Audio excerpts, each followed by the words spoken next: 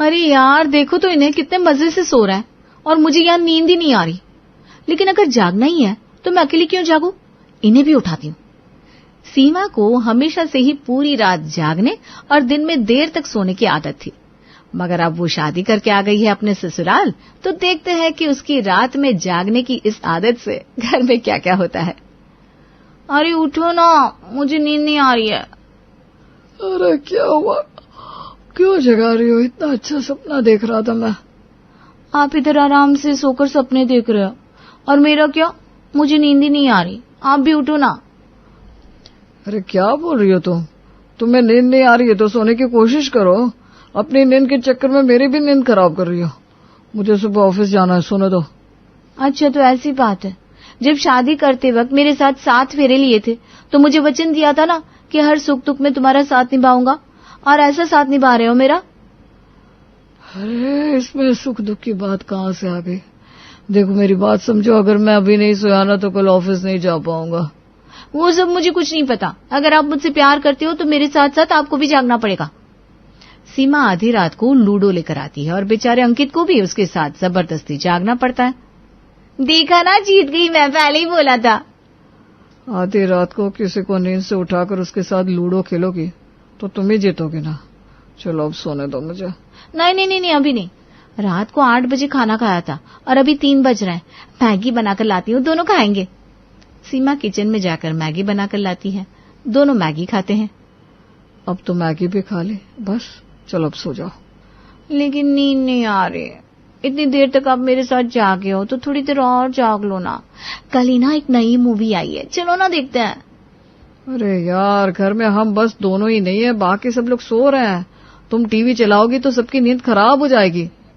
ठीक है तो फिर फोन में देख लेते हैं।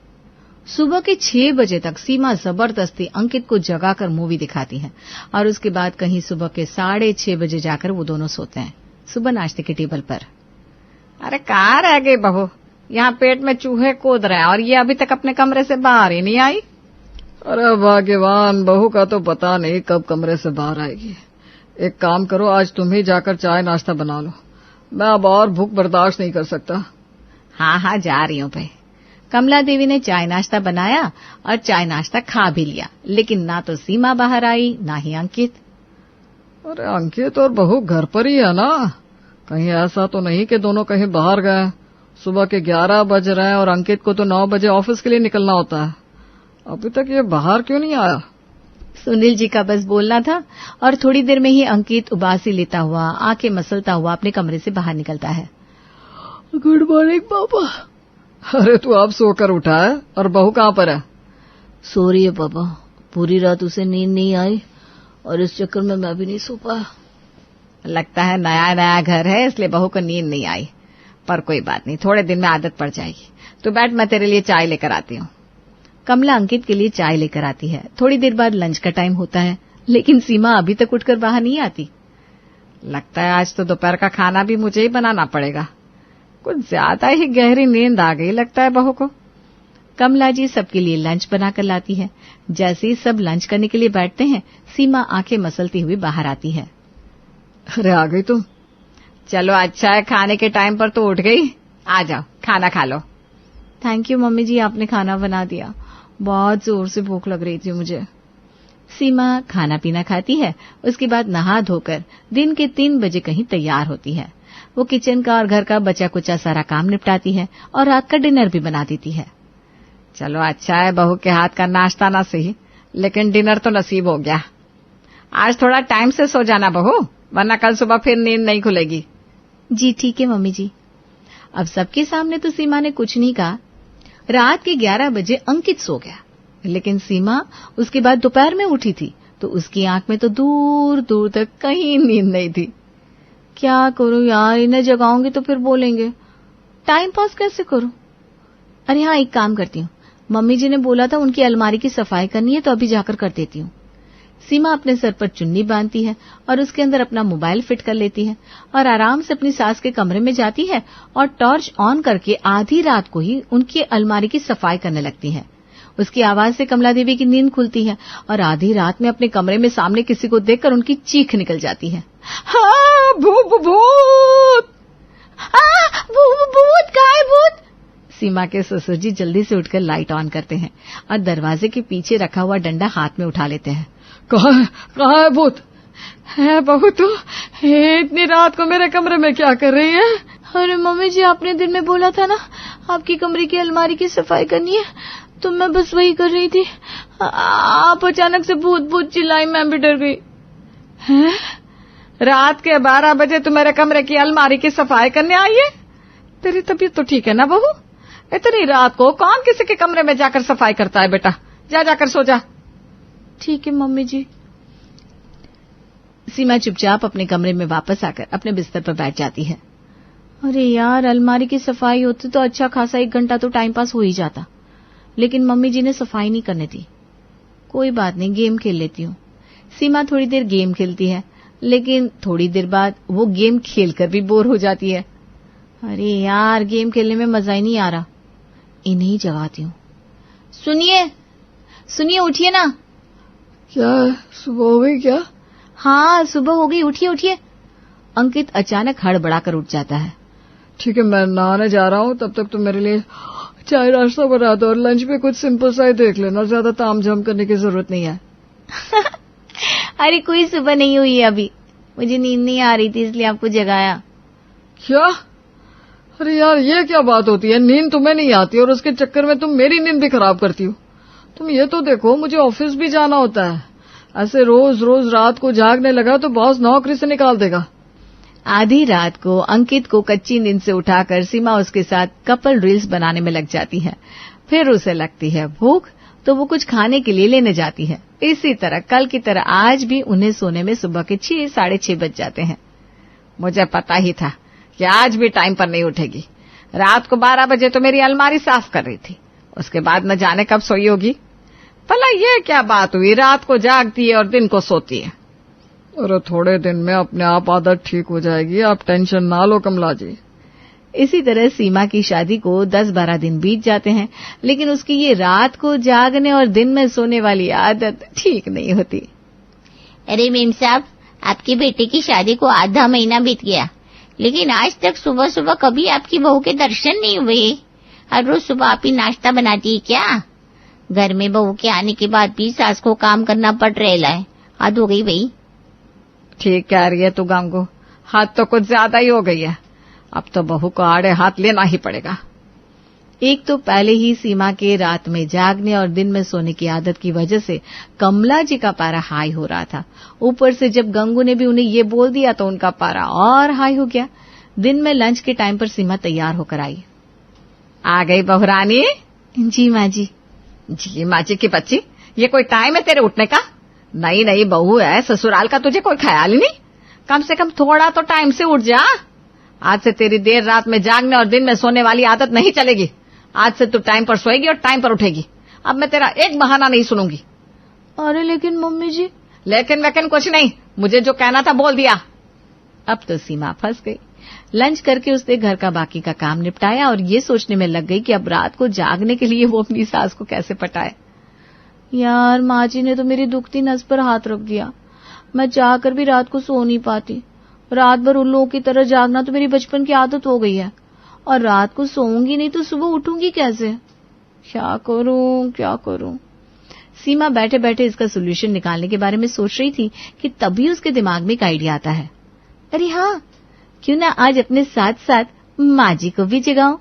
उन्हें जगाऊंगी तो वो भी सुबह सोएंगी, और जब वो खुद सुबह सोएंगी तो मुझे सुबह जगाएंगी कैसे?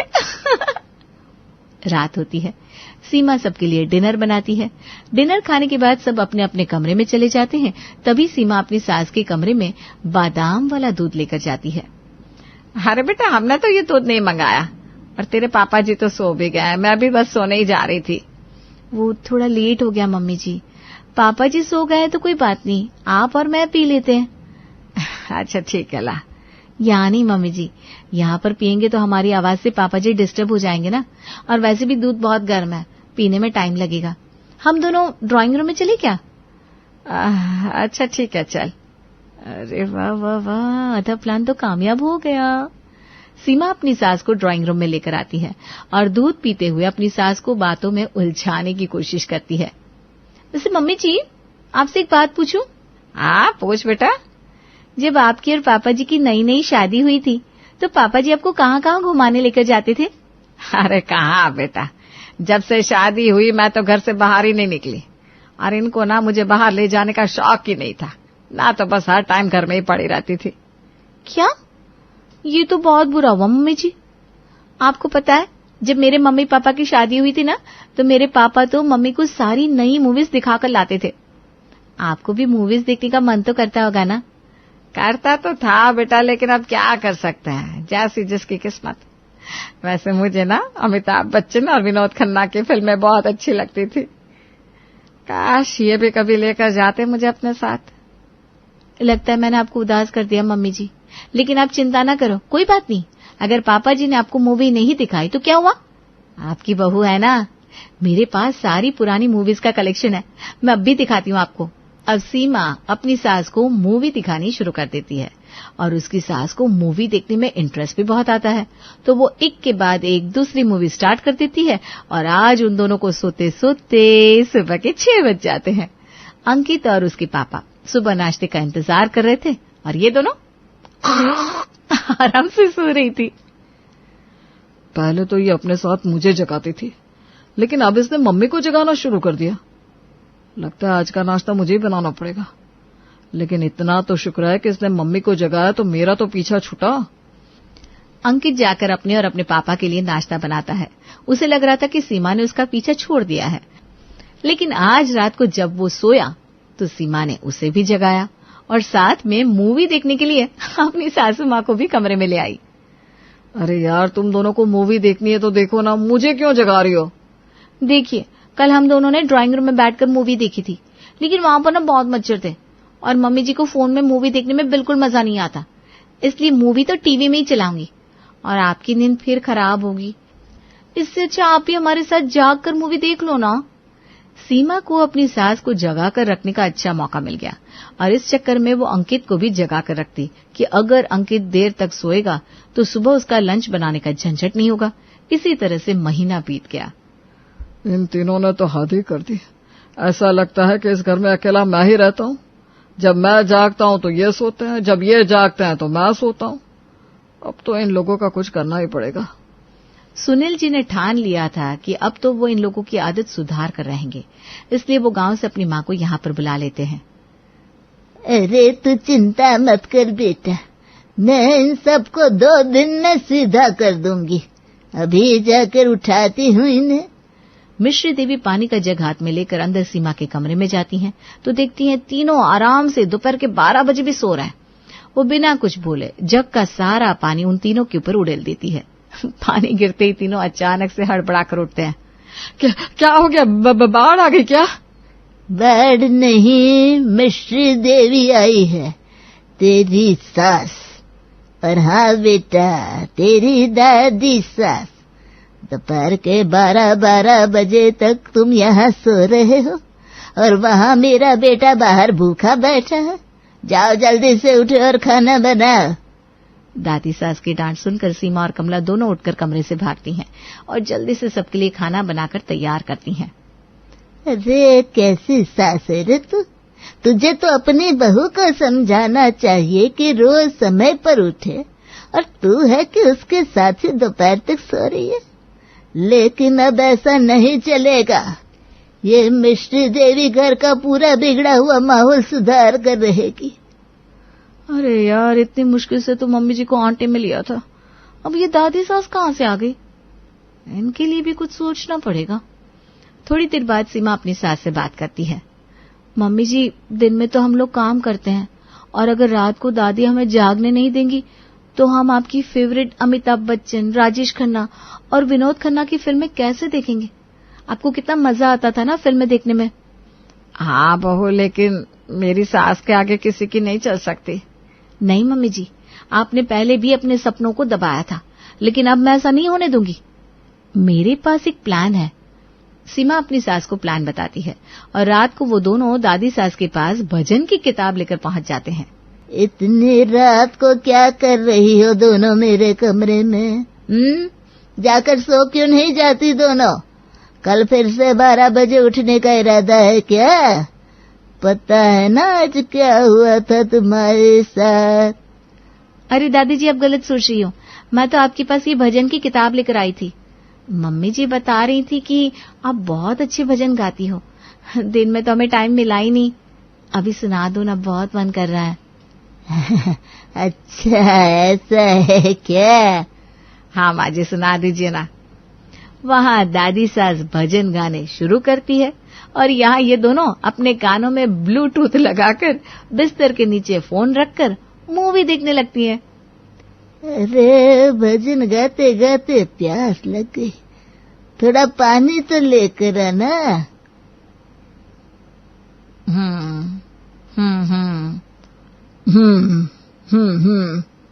ये क्या? मिश्री देवी बहुत देर तक उन दोनों से पानी मांगती है, लेकिन वो दोनों तो बस करती रहती है, जिससे मिश्री देवी को उन पर शक होता है। वो उनके कानों की तरफ देखती है तो समझ जाती है कि वो दोनों उसके साथ क्या कर रही थी। वो उन दोनों पर फिर से पानी का भरा जग लाकर उड़ेल देती है। पागल बना रही थी दोनों मुझे। कानों में ये जो डांटे लगाए सब दिख गया मुझे, लेकिन तुम दोनों देख क्या रही हो? फोन तो तुम दोनों के पास है नहीं। तभी मिश्री देवी का ध्यान बिस्तर के नीचे जाता है जहाँ पर उन्होंने फोन रखा हुआ था। अच्छा, यहाँ पर रखा हुआ था तुम दोनों ने फोन, लेकिन तुम दोनों देख क्या रही हो? अमिताभ बच्चन की फिल्म दिखाओ मुझे। ये लो, जिन्हें इनको सुधारने के लिए बुलाया था वो भी उनके साथ मूवी देखने में लग गई। इस रूम में तो टीवी ही नहीं है, हम तीनों एक साथ मूवी कैसे देखेंगे? एक काम करते हैं, मेरे कमरे में चलते हैं। तीनों सीमा वाले कमरे में जाकर टीवी में मूवी चला लेते हैं, जिससे अंकित की नींद फिर खराब हो जाती है। अरे यार, ये क्या? दादी भी? हाँ, लेकिन मैं ये पुरानी मूवी नहीं देखने वाली। जैसे मम्मी जी को हर रोज मूवी में लगाकर हम दोनों लेटेस्ट मूवी देखते हैं ना, आज भी देखते हैं। शाहरुख खान की मूवी आई है। वहाँ सीमा अपनी सास और दादी सास को उनके जमाने की मूवी दिखाने में लगा देती है और खुद अंकित के साथ अपने जमाने की मूवी देखने में लग जाती है। अब घर में सबका यही हाल था। तभी कुछ दिन बाद अचानक घर की लाइट ही कट गई। घर वालों ने कंप्लेंट की तो बिजली विभाग से वापस जवाब आया। इसमें तो लिखा है कि बिजली का बिल नहीं भरा, इसलिए लाइट कट गई। तूने बिजली का बिल नहीं भरा था क्या बेटा? अरे बिजली का बिल कहाँ से भरूंगा पापा? पूरी रात तो ये मुझे जगा कर रखती है। ऑफिस से कहाँ जा पाता हूँ मैं? ऑफिस नहीं जाऊंगा तो सैलरी कहाँ से आएगी? अरे ये तो गड़बड़ हो गई। लाइट के बिना कैसे रहूंगी मैं? हाँ, आज से आपको जगाना बंद। आप अपने कमरे में आराम से सोना। टीवी को मैं दादी के कमरे में ले जाऊंगी। हाँ। वाह, जिन्हें सुधारने के लिए बुलाया वो खुद ही इनके जैसी हो गई। वाह बहू वाह, मान गए तुझे कोई नहीं सुधार पाया, लेकिन तूने सबको बिगाड़ दिया। सुनील की बात पर सब हंस पड़ते हैं, लेकिन अंकित के ऊपर जो हर रोज जबरदस्ती जागने का टॉर्चर हो रहा था, इस बिजली के बिल कटने के चक्कर में वो फाइनली खत्म होता है। लेकिन सीमा अपने साथ साथ अपनी सास और दादी सास को भी अपने जैसा ही बना देती है। और फिर ससुर जी भी क्यों पीछे रहे, वो भी आखिरकार उनकी गैंग में ही शामिल हो जाते हैं। दीदी ये देखो कितना सारा सामान भेजा है मेरे ससुराल वालों ने। ये गहने, साड़ियाँ, सूट्स, पायल, चॉकलेट्स। अभी एक हफ्ते पहले ही तो सगाई हुई है। हाँ, पर अरे वो तो सभी भेजते हैं। ये बात अलग है कि इतना सब नहीं, लेकिन भेजते तो है ही। वही तो मैं कह रही हूँ कि इतना सब किसी के ससुराल वाले नहीं करते होंगे जितना मेरे ससुराल वाले करते हैं। अरे सारे ससुराल वाले एक जैसा ही भेजते हैं, थोड़ा कम ज्यादा हो सकता है बस। दीदी बुरा मत मानना, लेकिन आपके ससुराल वालों से मेरे ससुराल वाले काफ़ी अलग हैं, सबसे अलग हैं अगर देखा जाए तो। अच्छा, सबसे अलग है? छोटी, ख्यालों की दुनिया से बाहर आ जा। सारे ससुराल वाले एक जैसे ही होते हैं, कोई अलग नहीं होता। दीदी मैंने आपके ससुराल वालों को देखा है, मेरे सहेलियों के ससुराल वालों को भी देखा है। कैसे बहुओं से बस काम करवाते हैं, उनसे ना उनको सिर्फ मतलब का प्यार होता है। लेकिन मैं आपसे कह रही हूँ मेरे ससुराल वाले ऐसे बिल्कुल नहीं है, वो सबसे अलग है दीदी। अच्छा, कैसे अलग है ज़रा ये भी बता दो बेटा, हमें भी तो पता चले कि ये कौन से नए ससुराल वाले मार्केट में आए हैं। दीदी वो लोग मुझे बहू समझती नहीं, बेटी की तरह रखते हैं। पता है, उस दिन मैं घर गई थी अपने ससुराल वालों के, तो आप विश्वास नहीं करोगे कि आज तक मम्मी और पापा ने भी मुझे इतना प्यार नहीं किया होगा जितना वो लोग कर रहे थे। उन्होंने मेरी पसंद का खाना बनवाया, मुझे इतने सारे तोहफे दिए। मुझे तो लग ही नहीं रहा कि वो मेरा ससुराल है। अरे ये तो सभी करते हैं छोटी। अच्छा, आपके ससुराल वालों ने किया था? मुझे तो याद नहीं कि उन्होंने कभी आपकी पसंद का खाना भी भेजा हो। ये छोड़ो, जीजा जी को तो आपका पसंद का खाना कौन सा है वो भी पता नहीं था, है ना? हाँ, पर दीदी मैं कह रही हूँ ना, मेरे ससुराल वाले बहुत अलग है।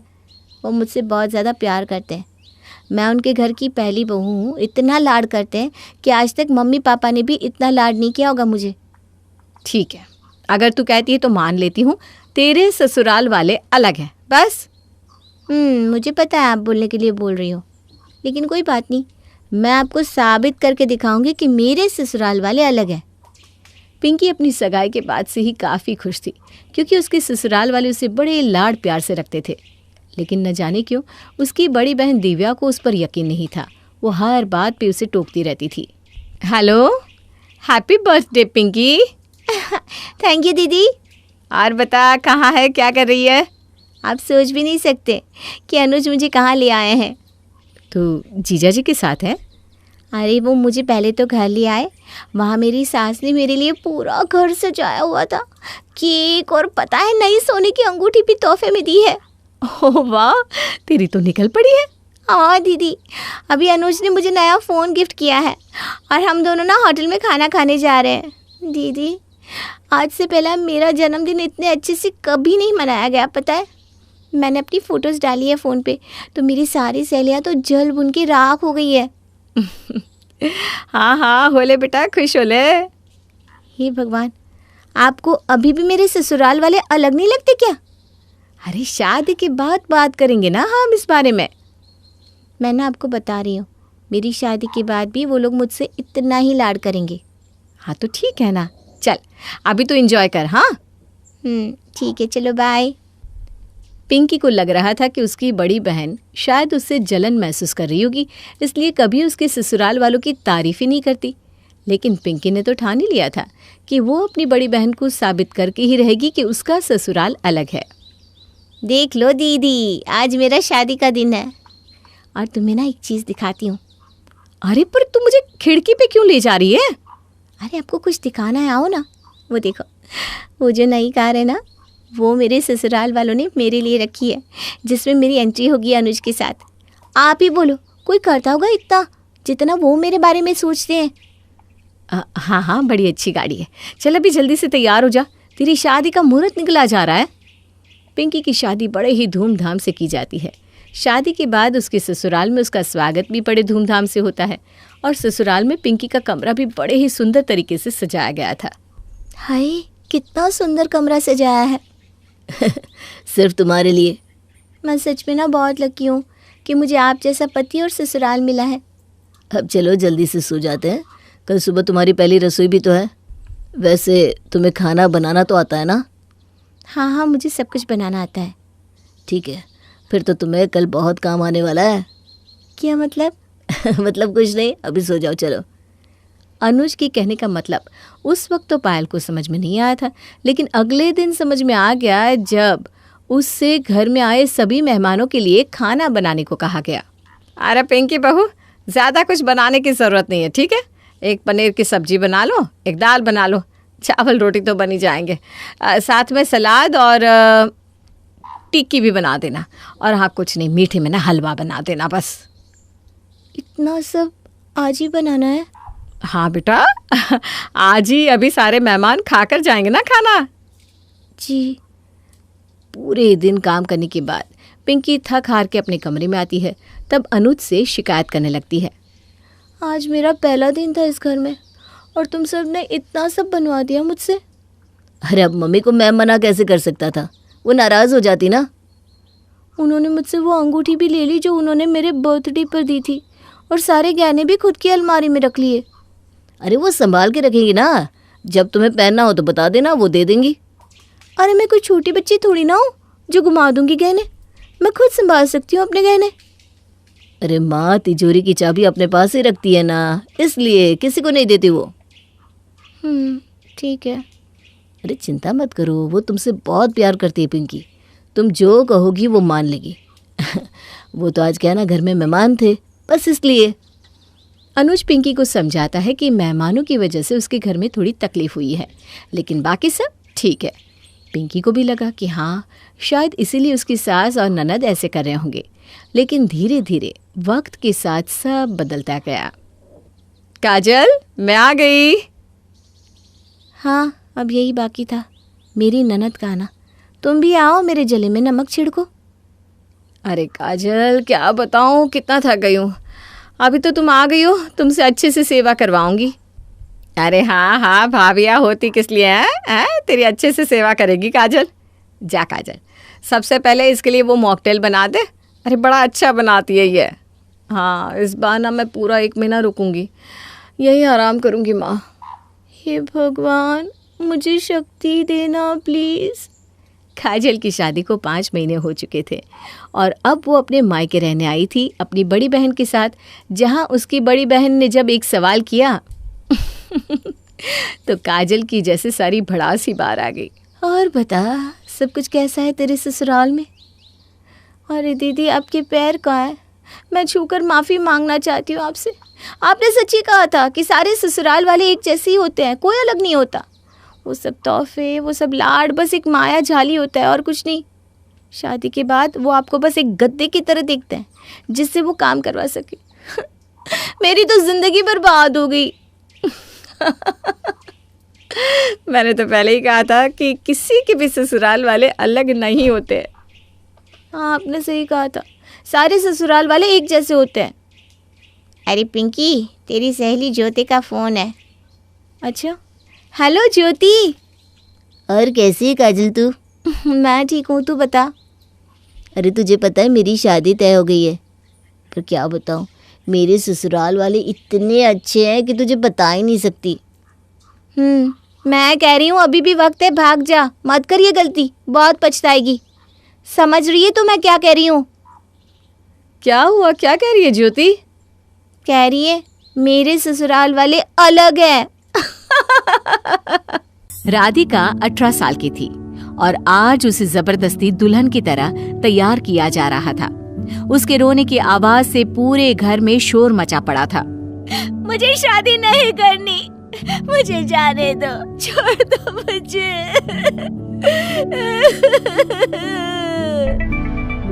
तभी राधिका की चाची कहती है, मैं भी देखती हूँ कैसे शादी नहीं करती तू। शादी तो तुझे करनी ही पड़ेगी। नहीं, मैं शादी नहीं करूंगी। अभी मैं बहुत छोटी हूँ, मैं शादी के लिए तैयार नहीं हूँ। देख, अगर तूने इस लड़के से शादी कर ली ना तो हम सबके दिन पलट जाएंगे। अरे बहुत पैसे वाला है वो, तुझे रानी की तरह रखेगा अपने घर में। आप मेरे चाचा होकर कैसी बात कर रहे हैं? वो लड़का नहीं है चाचा, वो 50 साल का आदमी है। इतने बूढ़े आदमी से आप मेरी शादी नहीं कर सकते। खबरदार जो उसे बूढ़ा कहा, अगर उसने सुन लिया तो बिना तुझसे शादी किए यहाँ से चला जाएगा। जाने दो ना, मैं अभी सिर्फ 18 साल की हूँ और वो 50 साल का। ये शादी सरासर गलत है। एक तो तेरे माँ बाप तुझे बचपन में ही हमारे पास छोड़कर भगवान को प्यारे हो गए। अब हम क्या करें? तेरे लिए कोई राजकुमार ढूंढ कर लाए क्या? कौन करेगा तुझसे शादी? कोई बात नहीं चाची, आप मेरी शादी मत करना। मैं जिंदगी भर आपका सारा काम करूंगी, लेकिन इतनी बड़ी उम्र के आदमी के साथ मेरी शादी मत कीजिए। नहीं नहीं, हम जिंदगी भर तेरा बोझ नहीं उठा सकते। और फिर उससे शादी करने के बदले वो हमें पूरे 50,000 दे रहा है।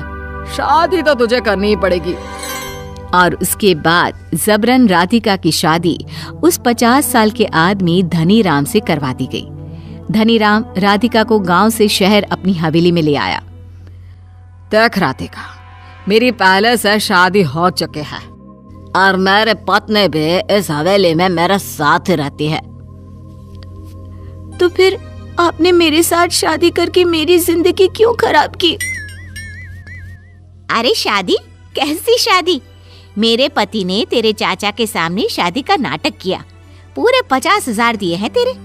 अरे हमें तो घर के काम करने के लिए एक नौकरानी चाहिए थी जो जिंदगी भर हमारी सेवा करे।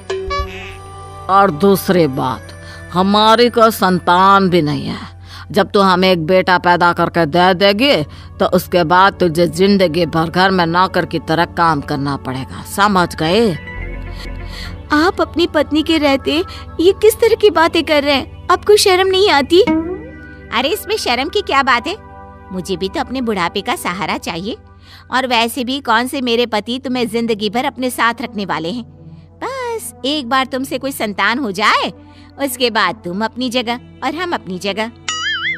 कुछ महीनों के बाद जब राधिका ने एक बेटे को जन्म दिया तो बेटे के जन्म देते ही उस बच्चे को राधिका से छीनकर धनीराम की पत्नी ने अपने पास रख लिया। मुझे मेरे बच्चे के साथ रहने दो, वो मेरा बच्चा है, मैं उसके बिना नहीं रह सकती। खबरदार जो उसे अपना बच्चा कहा तो। तू इस घर में सिर्फ एक नौकरानी है, उस बच्चे की माँ मैं हूँ। देख लड़के, तेरा काम पूरा हुआ। अब तो घर का काम काज संभाल और खुश रह। भूल जा, इस बच्चे से तेरा कोई लेना देना भी है। एक दिन धनीराम और उसकी पत्नी टीवी में न्यूज देख रहे थे और राधिका वहीं पर साफ सफाई का काम कर रही थी। तभी न्यूज में राधिका ने सुना, अगर किसी भी महिला को अपने ऊपर हो रहे अत्याचार की शिकायत करनी है तो वो दिए गए नंबर पर फोन कर सकता है। क्योंकि राधिका थोड़ी सी पढ़ी लिखी थी, इसलिए उसने चुपचाप वो नंबर एक पर्ची पर लिखकर अपने पास रख लिया और वो मौके की तलाश करने लगी। एक दिन शाम को, राधिका, मैं और सेठ जी शॉपिंग करने के लिए बाजार जा रहे हैं। तुम घर का अच्छे से ख्याल रखना, और हाँ, हम बच्चे को अपने साथ लेकर जाएंगे। मुझे तुम पर बिल्कुल भरोसा नहीं। धनीराम और उसकी पत्नी के घर बाहर जाते ही राधिका ने घर के लैंडलाइन से वो नंबर डायल किया। जी नमस्ते, मैं राधिका बोल रही हूँ। मैं यहाँ धनीराम जी के घर पर नौकरानी की तरह काम करती हूँ। पहले उन्होंने मुझसे मेरा बच्चा छीन लिया और अब बिना पैसे दिए मुझसे घर का सारा काम करवाते हैं। आप मेरी मदद कीजिए प्लीज। दूसरी तरफ फोन में आवाज आई, देखिए, मेरा नाम सारिका शर्मा है। ये महिलाओं का हेल्पलाइन नंबर है और मैं उन महिलाओं की मदद करती हूँ जिनके साथ किसी भी प्रकार का अत्याचार होता है। आप बिल्कुल चिंता ना करें, मुझे अपना एड्रेस बताएं, मैं वहाँ आकर आपकी मदद करूंगी। अगले दिन सुबह सारिका सेठ धनीराम के घर पहुँच गई। उसके साथ पुलिस भी थी। कहाँ है आपकी नौकरानी? जरा बुलाइए तो उसे। और लेकिन हुआ क्या है मैडम, बात तो बताइए, क्या करना है आपको हमारी नौकरानी से मिलकर? मैंने सुना है आपने उसे यहाँ पर बिना पगार के बंधुआ मजदूर की तरह रखा हुआ है। आप उसे उसकी मेहनत का पैसा भी नहीं देते और जरूरत से ज्यादा काम करवाते हैं। अरे नहीं नहीं नहीं, आपको कोई गलत फहमी हुई है। हमारे यहाँ तो कोई नौकरानी है ही नहीं। मैडम जी आप जाइए, लगता है आप गलत जगह आ गई है। धनीराम की पत्नी बच्चे को गोद में उठाए वहाँ पर आ गई। ये बच्चा किसका है? मेरा है जी, मेरा मतलब हमारा, और किसका होगा? लेकिन आपको देखकर तो लगता नहीं कि आपने 1 महीने पहले बच्चे को जन्म दिया होगा। आपकी तो उम्र भी काफी ज्यादा लग रही है। अरे नहीं नहीं मैडम, ये बच्चा हमारा ही है। सारिका शर्मा अपने साथ पुलिस को लेकर आई थी। उसने पुलिस इंस्पेक्टर से कहा, इंस्पेक्टर साहब, आप इस घर की तलाशी लीजिए। मुझे लगता है कि ये लोग कुछ छुपा रहे हैं। जी मैडम। इंस्पेक्टर ने जब घर की तलाशी ली तो उन्हें स्टोर रूम में हाथ पांव बंधी हुई राधिका मिली। वो उसे बाहर लेकर आए। राधिका के शरीर पर मारपीट के काफी निशान भी नजर आ रहे थे। मैडम जी, ये बच्चा मेरा है, मैं इसकी सगी माँ हूँ। मैं समझ सकती हूँ, तुम चिंता मत करो, तुम्हारे साथ जस्टिस होगा। लेकिन एक बात मुझे समझ में नहीं आई, इन लोगों को हमारे यहाँ आने की खबर किसने दी, जिसकी वजह से इन्होंने तुम्हें इस तरह बांधकर स्टोर रूम में रखा हुआ था? बाजार जाने से पहले मैं लैंडलाइन का ताला लगाना भूल गया था। घर आने के बाद मैंने घर के लैंडलाइन का नंबर रीडायल करके देखा तो मुझे राधिका पर शक हुआ। मुझे इस पर हमेशा से शक रहता था और इस बार मेरा शक सही निकला। धनीराम की पत्नी इसीलिए सुबह आप लोगों की गाड़ी आते देखी तो हमने इसके हाथ पांव बांधकर इसे स्टोर रूम में छुपा दिया। सिर्फ इतना ही नहीं मैडम, इन लोगों ने कल रात को मुझे बहुत मारा। बहुत होशियार बनते हो ना तुम लोग। अब जेल में जाकर तुम्हारी सारी होशियारी निकलेगी। इंस्पेक्टर साहब, गिरफ्तार कर लो इन दोनों को। सारिका शर्मा ने राधिका को उसका बच्चा वापस लौटा दिया। अब मैं अपने बच्चे को लेकर कहाँ जाऊंगी? मेरे चाचा ने तो मुझे पहले ही इस आदमी को बेच दिया था। तुम चिंता मत करो राधिका, हम तुम्हें नारी निकेतन भेजेंगे। वहां पर तुम्हारी और तुम्हारे बच्चे की अच्छे से देखभाल होगी और तुम्हें कुछ रोजगार भी दिया जाएगा। रही बात तुम्हारे चाचा की, तो उन्हें भी सजा मिलेगी। हमारी पुलिस टीम जाकर उन्हें भी गिरफ्तार करेगी, क्योंकि इस जुर्म में वो भी शामिल है। राधिका के चेहरे पर मुस्कुराहट आ गई, क्योंकि आज उसे अपना बच्चा और अपनी जिंदगी दोनों वापस मिल गए थे। मुंबई शहर के एक मोहल्ले में सोमेश अपनी मां कमला के साथ रहता था। वो अपनी रोजमर्रा की जिंदगी में व्यस्त थे। उसके पड़ोस की सविता आंटी एक दिन अचानक कमला के घर पर आकर सोमेश की शादी के लिए एक लड़की की फोटो दिखाने लगी। उन्होंने एक संस्कारी घरेलू लड़की की तस्वीर लाकर कमला को दिखाई। ये ले कमला, देख। अरे सविता, तू आ बैठ। मेरे पास बैठने का टाइम नहीं है कमला, ये फोटो देख। सोमेश के लिए ये लड़की कैसी रहेगी? अच्छी है ना?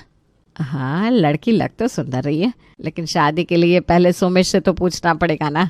सोमेश अपने कमरे में बैठा ये सब सुन रहा था कि कोई उसकी शादी तय कर रहा है। उसका घमंड जाग उठा। उसे अपने लुक्स और पढ़ाई पर बहुत घमंड था। वो खुद को इतना काबिल समझता था कि मोहल्ले में सबसे अनोखी और सबसे सुंदर बहू लाने की वो पहले से ही ठान चुका था। पता है कमला, ये लड़की बहुत संस्कारी है और बीए तक पढ़ी लिखी भी है। घर के सारे काम करना जानती है, बिल्कुल बहू बनाने लायक है। अब इसमें मैं तुझे क्या ही बताऊं सविता, ये तो पसंद सोमेश ही करेगा कि उसको कैसी पत्नी चाहिए। ये बातें चल रही थी कि तभी वहां पर सोमेश आ जाता है। वो ये सब देखकर हंसने लगता है। अरे आंटी, माँ को क्या दिखा रही हो? मैं किसी भी ऐसी वैसी लड़की से शादी नहीं करूंगा। क्यों बेटा, इस लड़की में क्या कमी है? आंटी, मैं कोई साधारण लड़का नहीं हूँ। इंजीनियर हूँ, स्मार्ट हूँ। मेरी बीवी तो सबसे सुंदर होगी, सबसे अलग। मोहल्ले में देख लेना, जब मेरी शादी होगी ना तो सबकी आंखें खुली की खुली रह जाएगी। चुप कर सोमेश, शादी का मजाक बना रखा है क्या तूने? अच्छा, तो कौन सी परी ढूंढ रखी है तूने अपने लिए? देखना आंटी, मेरी बीवी रशियन होगी। पूरे मोहल्ले में उससे सुंदर और गोरी बहू कोई नहीं होगी। हाय राम, ये क्या बकवास कर रहा है? सोमेश का ये व्यवहार देखकर सविता उसके घर से निकलकर मोहल्ले में आकर सबके सामने बताने लगी कि सोमेश उससे क्या कह रहा था। जब पड़ोसियों ने सोमेश की लड़की के लिए फरमाइश देखी तो सब हंसने लगे। अरे वाह, ये तो बड़ा विदेशी बनने चला है। भाई, तू रूस से बहू शादी करके लाएगा या खरीद कर लाएगा? हंस लो, जितना हंसना है हंस लो। जब मेरी शादी होगी ना, सबको जलन होगी। हे भगवान, इस लड़के को कोई तो समझाओ। बेटा, शादी ब्याह मजाक नहीं है, लेकिन तेरे सपनों का महल जरूर बहुत ऊंचा है। सोमेश को किसी की बात से फर्क नहीं पड़ रहा था। उसने पहले ही शादी.com पर प्रोफाइल बना रखा था। अगले कुछ दिनों तक वो मोहल्ले में बस एक ही बात करता रहा, मैं रशियन बहू लाऊंगा। मोहल्ले वाले हंसते, उसका मजाक उड़ाते, लेकिन वो अपनी जिद पर अड़ा रहा। देख भाई, मैं तो रूस से ही बहू लाऊंगा। इंडियन लड़कियां मेरे लायक नहीं है। और वो रशियन लड़की तुझे मिलेगी कैसे? मैंने शादी.com पर प्रोफाइल बना लिया, अब बस कुछ दिन की बात है। अच्छा, फिर तो ससुराल जाने के लिए तूने रूसी भाषा भी सीख ली होगी। जब बीवी रूस वाली होगी तो प्यार की भाषा खुद ब खुद समझ में आ जाएगी। हे भगवान, इस लड़के का कुछ नहीं हो सकता, ये तो बिल्कुल पगला गया है। सोमेश शादी.com पर रोज लड़कियां तलाश करता था। तभी एक दिन उसकी नजर एक बेहद सुंदर रशियन लड़की पर पड़ी, एलिना। गोरी, सुनहरे बालों वाली और नीली आंखों वाली। उसने तुरंत उसे रिक्वेस्ट भेज दी और रिक्वेस्ट एक्सेप्ट होते ही उससे चैटिंग शुरू कर दी। Hello, you look very beautiful. Oh धन्यवाद। टॉम इंडिया रहता? हाँ, और तुम? मैं रूस से। इंडिया बहुत प्रिटी देश, माइक्रो इंडिया बहुत पसंद। फिर तो तुम इंडिया आना चाहोगी? हाँ, लेकिन शादी के बाद हम रूस जाएंगे, ठीक? वाह, यानी मैं रूस भी जाऊंगा? हाँ, कोई दिक्कत नहीं, हम शादी कर सकते हैं। अच्छा, तो मुझे शादी करना पड़ेगा इंडियन बॉय से, ठीक? बट तुमको रशिया आना मेरे साथ 10-15 दिन बाद, ओके? रशिया शिफ्ट होता तुम्हारे साथ। सोमेश ने जैसे ही ये सुना वो खुशी से झूम उठा। उसे लगा कि उसने अपनी जिंदगी की सबसे बड़ी जीत हासिल कर ली है। उसने मोहल्ले में फिर ऐलान कर दिया, अब देखना मेरी शादी रशियन लड़की से ही होगी। अरे सुनो सब, मुझ पर बहुत हंस रहे थे ना, मैंने शादी के लिए लड़की ढूंढ ली है। सोमेश, ये क्या नौटंकी लगा रखी है तूने? मुझे मोहल्ले में निकलने लायक छोड़ेगा कि नहीं? अरे तब तो लगता है इस मोहल्ले में जल्दी रशियन भाभी आने वाली है। हाँ हाँ सही कहा तुमने, रशियन लड़की आएगी। तो पहले अंदर चलकर मुझे पूरी बात बता, आखिर हुआ क्या है तुझे? सोमेश की खुशी अब आसमान छू रही थी। उसने पूरे मोहल्ले में ऐलान कर दिया था कि उसकी शादी एक रशियन लड़की से होने वाली है। लोग उसके इस अजीब फैसले पर हंस रहे थे, लेकिन वो तो अपनी धुन में ही मस्त था। दूसरी तरफ एलिना भी तैयार थी, पर उसकी असली मंशा कोई नहीं जानता था। आखिरकार वीडियो कॉल पर बातचीत के बाद शादी की तारीख तय हो गई। तुम इंडिया कब आ रही हो? मैं बहुत जल्द इंडिया आ रहा। You come airport, I call you. Okay, मैं तुम्हारा एयरपोर्ट पर इंतजार करूंगा। कुछ ही हफ्तों में एलिना इंडिया आ गई। जब वो एयरपोर्ट से बाहर निकली तो उसकी गोरी रंगत, सुनहरे बाल और नीली आंखें देखकर हर कोई उसे देखने लगा। भाई तैयार हो जा, मेरी रशियन बहू आज इंडिया आ रही है। सच्ची? मतलब मोहल्ले में आज से विदेशी माहौल होगा? हाँ, बस अब देखना सबकी आंखें फटी की फटी रह जाएगी। हे भगवान, पता नहीं कौन सी मुसीबत लेकर आ रहा है ये लड़का। कमला, अब तो तुझे अंग्रेजी भी सीखनी पड़ेगी। बहू को क्या कहेगी? Come inside please. अरे चुप कर, पहले से ही सर दर्द हो रखा है, तू उसे और मत बढ़ा। एयरपोर्ट से एलिना जब घर पहुंची तो पूरे मोहल्ले में हलचल मच गई। सारे पड़ोसी खिड़की दरवाजे से झांक झांक कर उसे देख रहे थे। सोने पर सुहागा ये कि सोमेश एलिना को लेकर पूरे मोहल्ले में घूम घूम कर दिखा रहा था। अरे भाई, ये तो सच में रशियन बहू ले आया। लगता है हिंदी फिल्मों से बहुत इंस्पिरेशन लेता है। अबे इसकी बहू को दाल रोटी पसंद आएगी कि नहीं? मेरी बीवी स्पेशल है, इसे बस अच्छे से ट्रीट करना होगा। अच्छा जी, तो तुम सब लोग मजाक उड़ रहा हमारा? अरे ये तो हिंदी भी बोलती है। हाँ, मैं हिंदी सीख रहा, थोड़ा बस थोड़ा सा मुश्किल बोलने में। हे भगवान, अब ये घर कैसे चलेगा? सोमेश की शादी एलिना से धूमधाम से हो गई। पूरे मोहल्ले में इस शादी की चर्चा हो रही थी। कमला और सोमेश बहुत खुश थे। अगले दिन एलिना की मुंह दिखाई की रस्म के लिए पड़ोस की सारी औरतें कमला के घर आई। कमला गर्व से एलिना को सबके सामने बिठाकर बोली, लो देख लो बहनों, मेरी रशियन बहू को मेरे बेटे ने जो कहा करके दिखाया। सही कह रही हो कमला, वाकई में ऐसी बहू तो हमारे पूरे मोहल्ले में नहीं है। अरे देखो तो कमला की बहू कितनी गोरी है, दूध से चमक रही है। अरे बस नजर ना लगाओ मेरी बहू को। अरे कमला, तेरी बहू को देखकर तो चांद भी शर्मा जाएगा। तभी उनमें से एक औरत एलिना के गाल को छूकर देखने लगी। ये देखकर कमला ने सबको उसे छूने से मना कर दिया कि उसकी बहू को गंदे हाथ लगाकर गंदा ना करें। ये देखकर सारी औरतें कमला से नाराज होकर चली गईं। लेकिन असली दिक्कतें तो अब शुरू होने वाली थी, जब एलिना ने घर के नियम कायदे बदलने शुरू कर दिए। बहू जरा आटा तो गूंथ दे, मैं सब्जी काट रही हूँ। क्या तुम कह रहा है मैं आटा गूंथा? हाँ, बहू को तो घर के काम करने चाहिए ना। नहीं, मैं नहीं गुठ, तुम गुठ। शो मी। क्या मैं?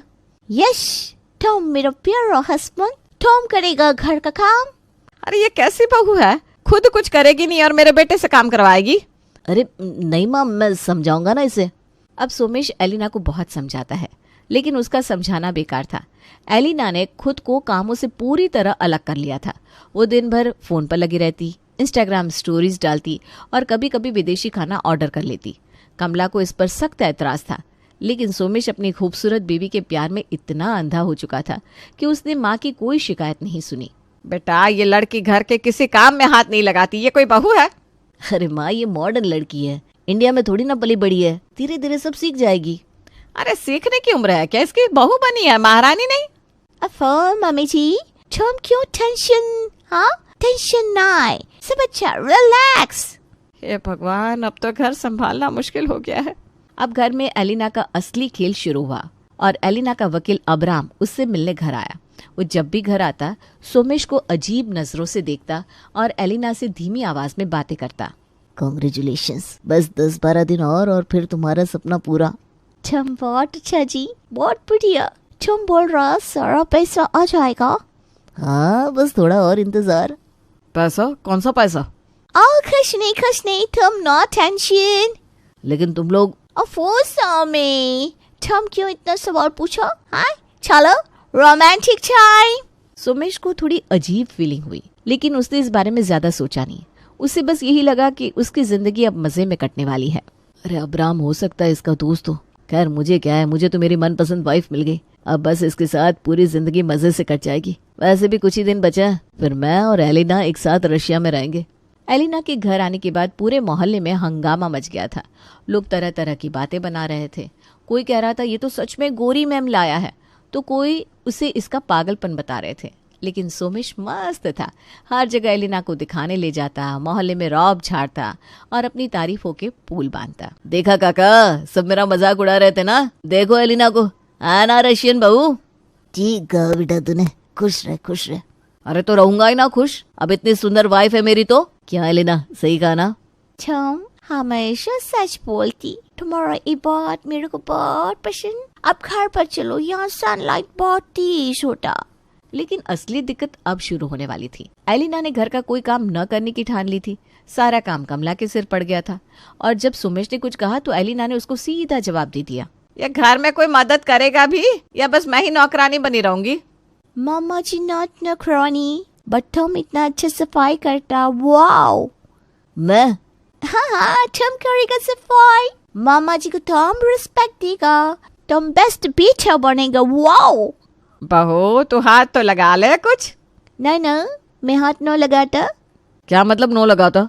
ओ बाय, मैं रशियन लड़की, मैं इंडियन सफाई न करता। तुम भी नहीं करेगा? मैं भी नहीं करूंगा। ऐसा में हम रशिया जाएगा, हम बड़े घर में रहेगा, वो न करेगा, मामी जी मजे करेगा। नौकर नहीं मिलेगा तो तुम काम करेगा और तुम? मैं मजा करेगा। ये क्या लाया है तू घर में? देखो ये सब नहीं चलेगा, मेरी माँ से ऐसे बातें मत करो। ऐसा में तुम क्यों एंग्री? मामा जी फनी बात करता ना। फानी? Yes yes. ठीक है, मैं जा रहा हूँ, बाद में बात करूंगा। Poor Somi।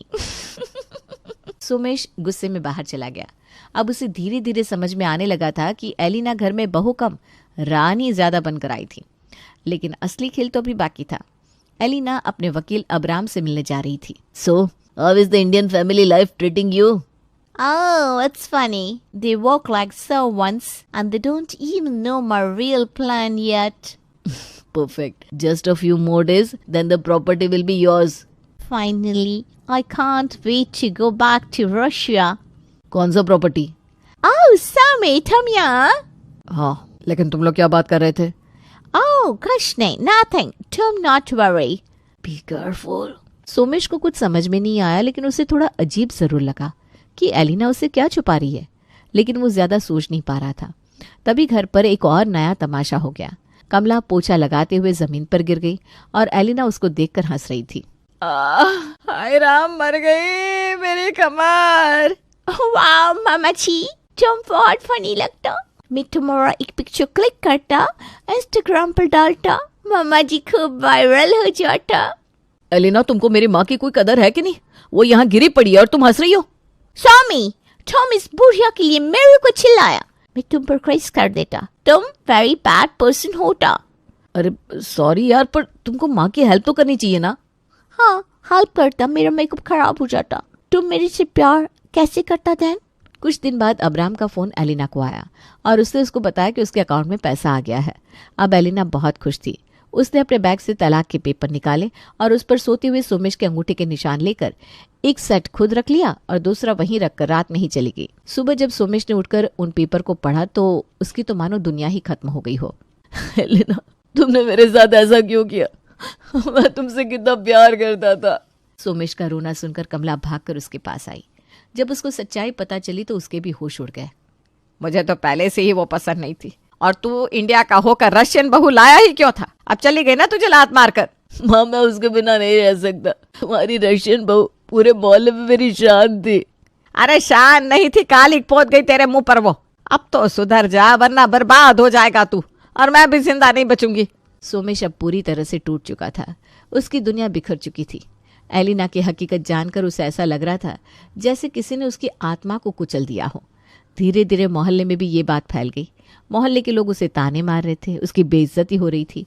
वो सोच भी नहीं सकता था कि उसका प्यार महज एक सौदा था। माँ, मैं बहुत बड़ा बेवकूफ था, मैंने आपकी बात नहीं सुनी और देखो आज क्या हो गया। बेटा, माँ बाप का अनुभव बच्चों से ज्यादा होता है, लेकिन जब बच्चे खुद को ज्यादा अक्लमंद समझने लगते हैं ना तो यही होता है। मुझे नहीं पता था कि एलिना सिर्फ पैसों के लिए मुझसे शादी कर रही थी। जब माँ बाप मना करते हैं तो कोई वजह होती है। तुमने दिल की सुनी पर अकल की नहीं। माँ, मैं अपनी गलती मानता हूँ, मुझे माफ कर दो। माफ करना आसान है बेटा, पर दुनिया तुम्हें ऐसे नहीं छोड़ेगी। तो अब क्या करूँ माँ, लोग मुझे देख देख कर हंस रहे हैं। बेटा, जो हुआ सो हुआ, अब आगे की सोचो। लेकिन हाँ, एक बात याद रखना, गलती से सीखा तभी जाता है जब इंसान उसे दोबारा ना दोहराए। मोहल्ले में अब यही चर्चा थी कि रशियन बहू ने सोमेश को धोखा दे दिया। गलियों में खुसर पुसर हो रही थी।